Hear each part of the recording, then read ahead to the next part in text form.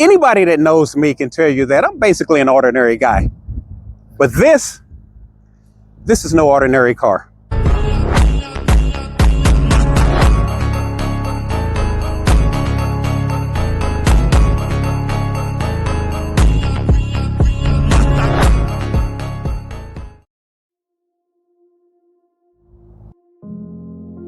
Wastegate community, listen, thanks so much for tuning in. Today, I have the privilege of reviewing this beautiful 2019 Acura NSX. And I gotta tell you, extraordinary, that ain't the word.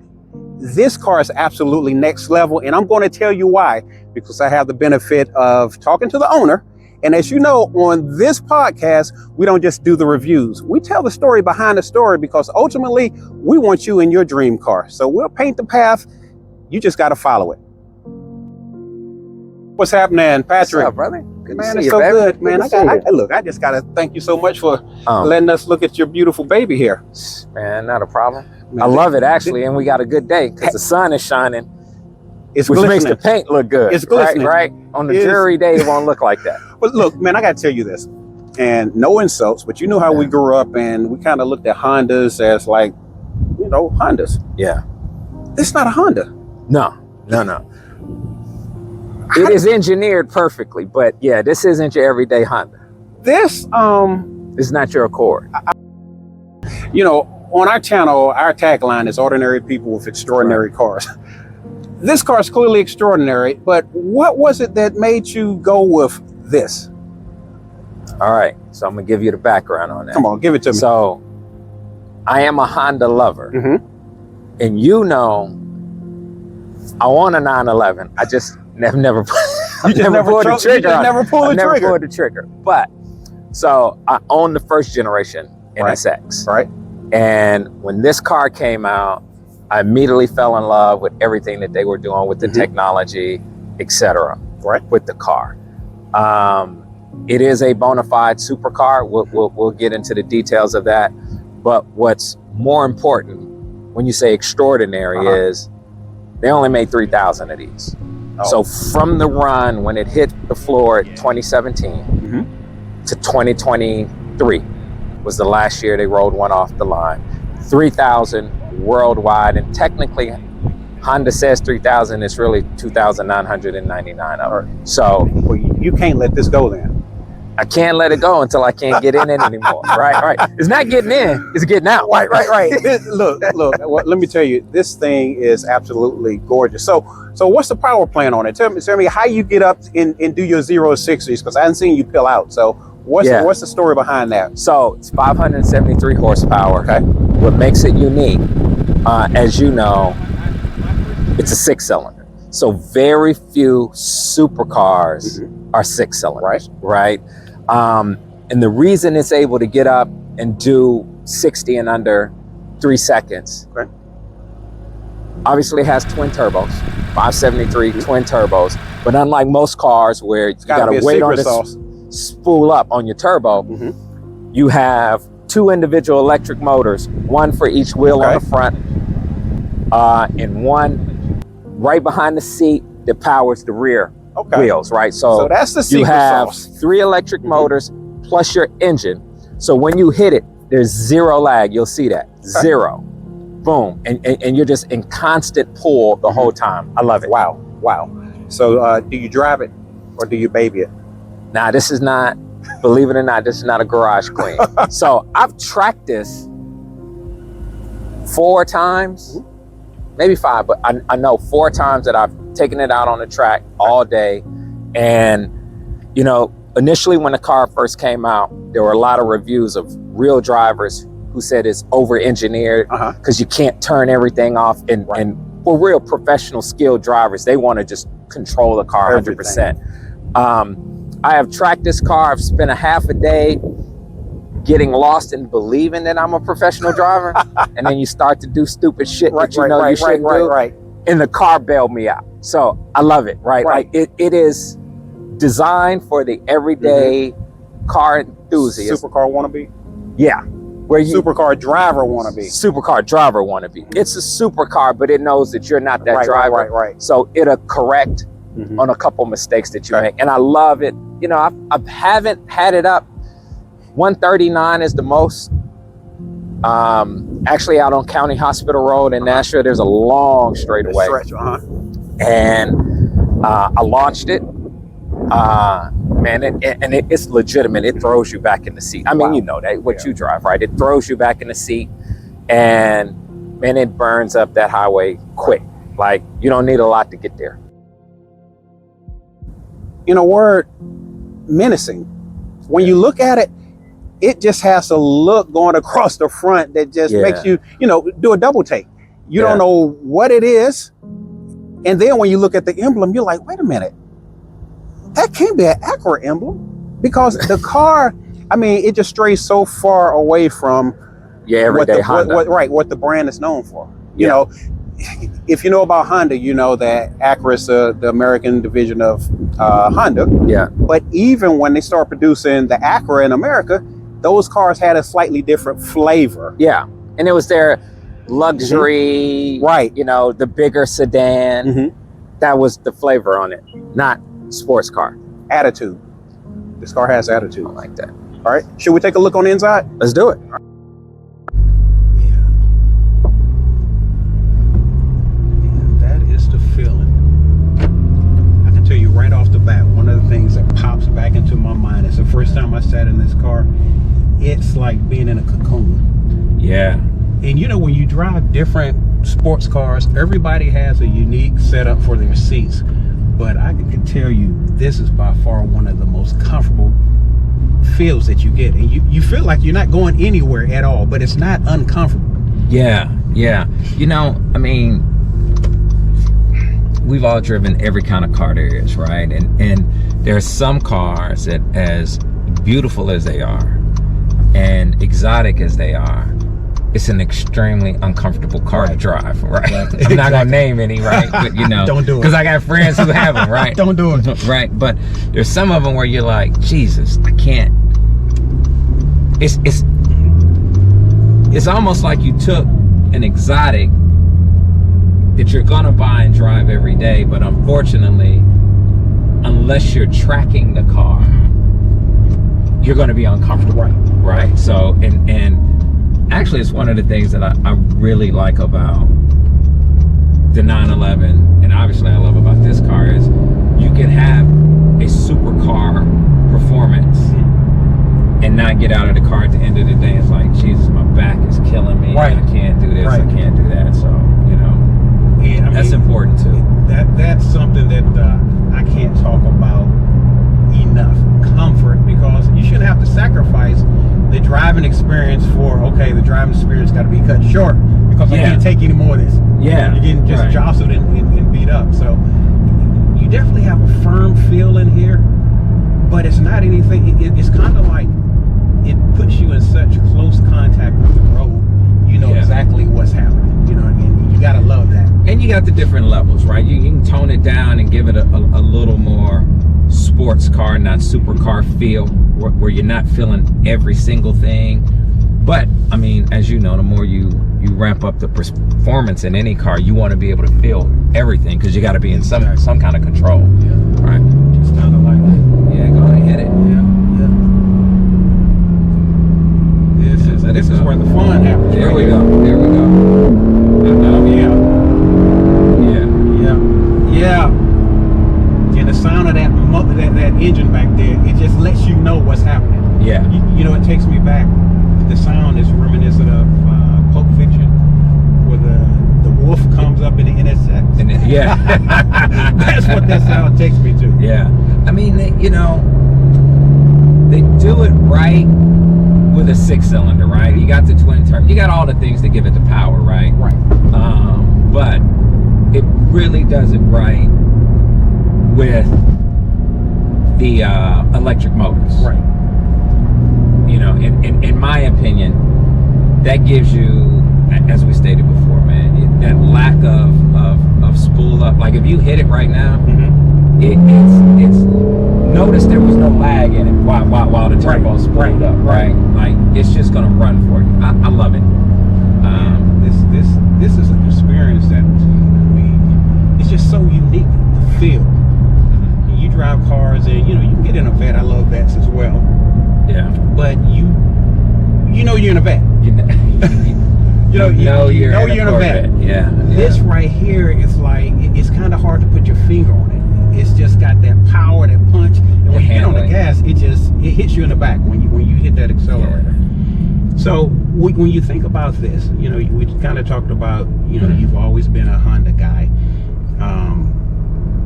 but from when you decided that you were going to get this limited edition car to now, just kind of kicking around, is there anything that comes to mind on your path? Because before, you know, on this channel, we like to talk about the story before the car.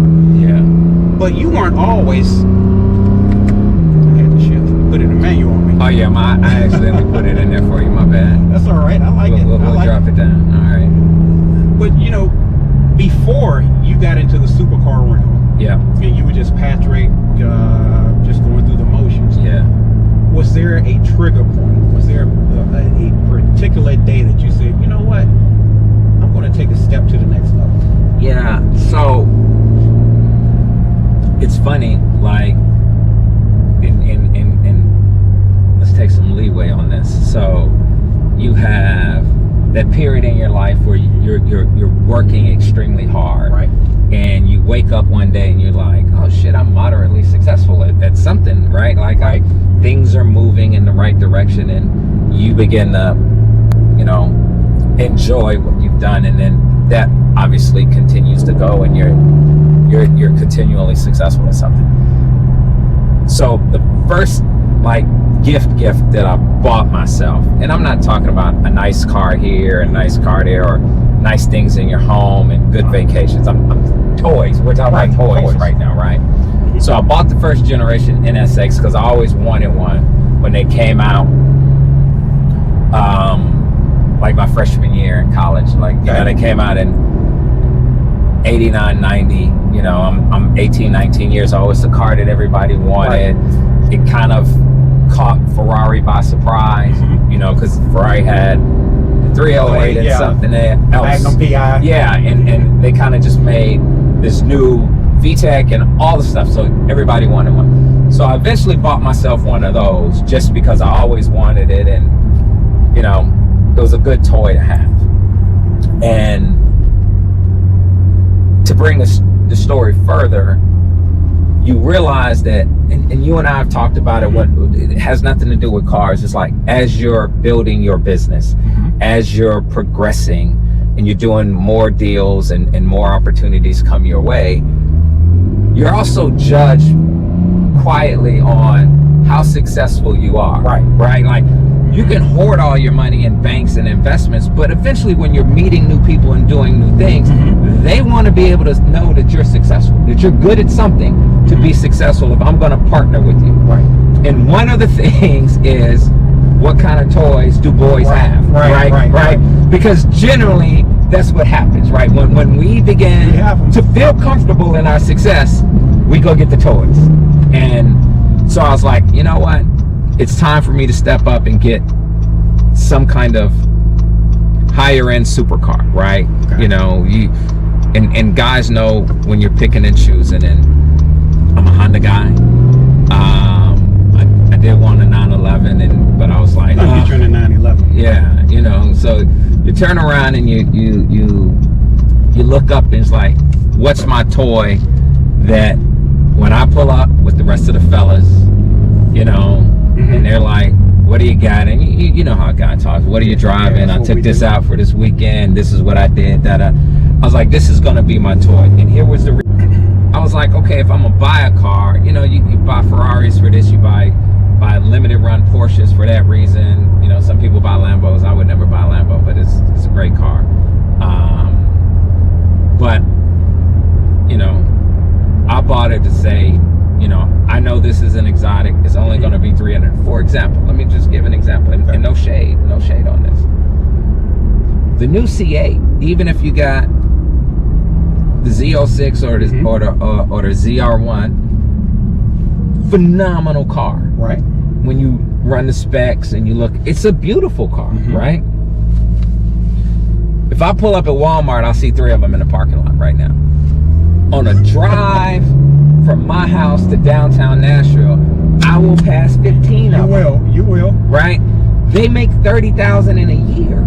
You know, and I found it interesting when they came out with the new design. One of the questions was, That should have been a limited run. Right. Is this going to be limited? How many are you going to put out? And they said as many as the factory capacity. So you're doing 30,000 of those a year.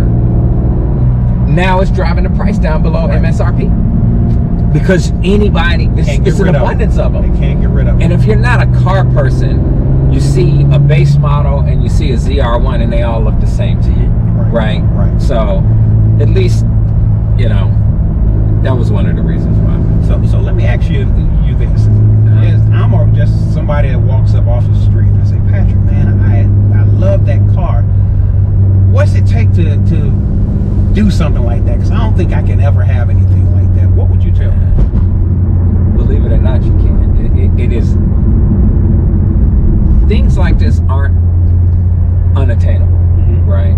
It's amazing how we'll talk ourselves out of, like, I mean, you even told me, like, I will talk myself out of buying a Porsche. I'm like, man, I can't pull the trigger on that.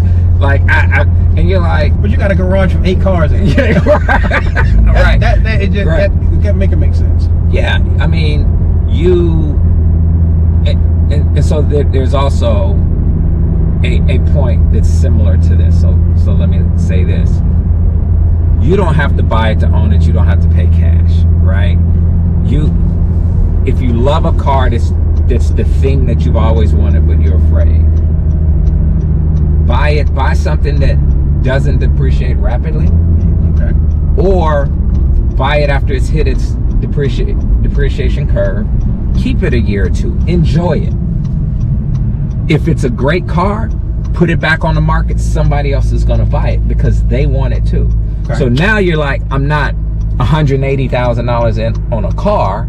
I caught it on a depreciation downturn where it's kind of stabilized. Okay. I'll own it for a year or two. Enjoy it. Right. See what's next, right? See what's next. You know, hey man, you truly don't want to not experience the things that are going to make you happy. Right. Because there is a time where you could wait too late and you can't get your old ass in the car. Right. You're like, oh, I can go and write a check for that car right now. And it's like, yeah, but you can't get in. Right. Or get out. Right.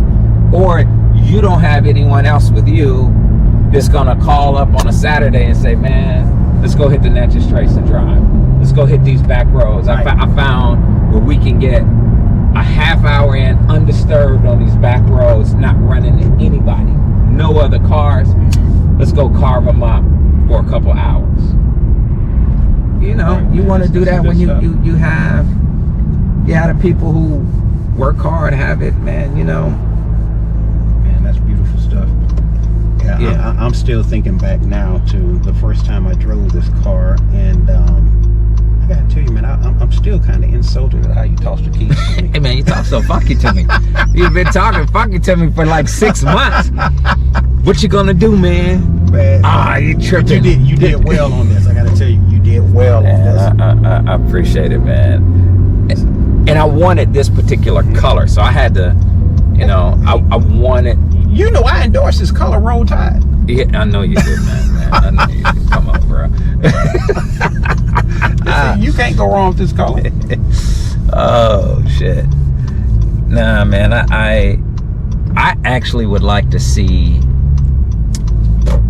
people highlighting,